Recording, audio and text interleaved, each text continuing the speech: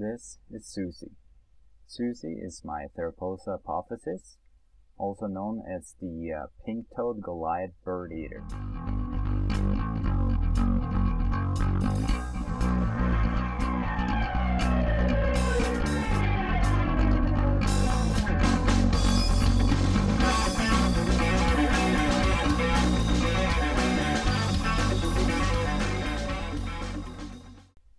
The Theraphosa apophysis is closely related to the Theraphosa blondie, as well as the Theraphosa sturmii.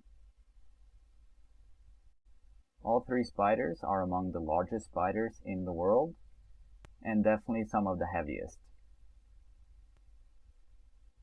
Like most spiders, the Theraphosa apophysis is a predator, and they will hunt and kill their own prey. In the wild, the Theraphosa apophysis is pretty opportunistic, and they can take down pretty large prey compared to their size. Even vertebrates like mice, lizards, and frogs can easily be taken down by a Theraphosa apophysis.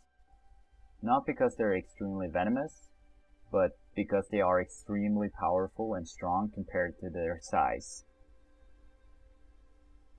In this house, I feed my Theraphosa apophysis only mealworms, crickets, cockroaches, other invertebrates basically. Siuzi lives in a fairly large vivarium. I almost said terrarium. I know it's a vivarium, but I sometimes mix those up. Anyway, I built this vivarium from scratch. It was my first vivarium build, and I'm pretty happy about how it turned out. And of course I wanted a planted terrarium. Oh, there we go, vivarium. And this one definitely is planted. Since there's so many different kinds of plants in here, it does require some maintenance, which I don't mind. I just have to make sure I don't disturb Siuzi too much.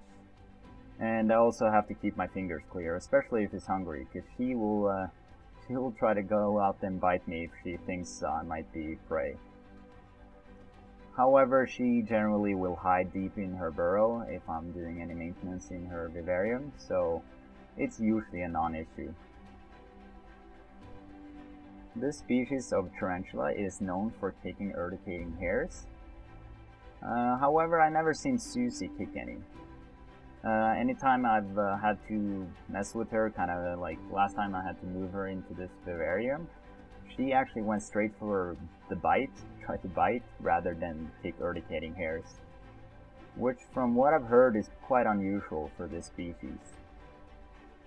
But I guess every single spider has their own personality, and Siuzi has a kind of a bite first, ask questions later personality. It's fair.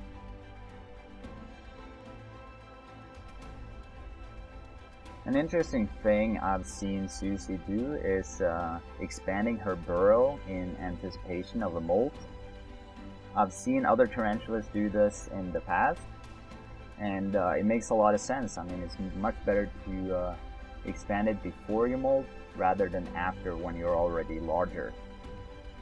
Maybe other spiders do it as well, at least the ones living in burrows, I'm not sure.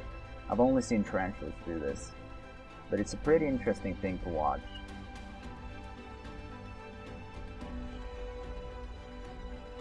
Siuzi also likes to interact with her environment, and she definitely has redecorated a little bit. And because of this, some of the plants didn't really make it, which is alright. It's her vivarium, it's her place, she can pretty much do whatever. Although some of the plants I let root in before she actually moved in there. I planted everything, got it all set up before she moved in, which improves the chances of her not destroying everything.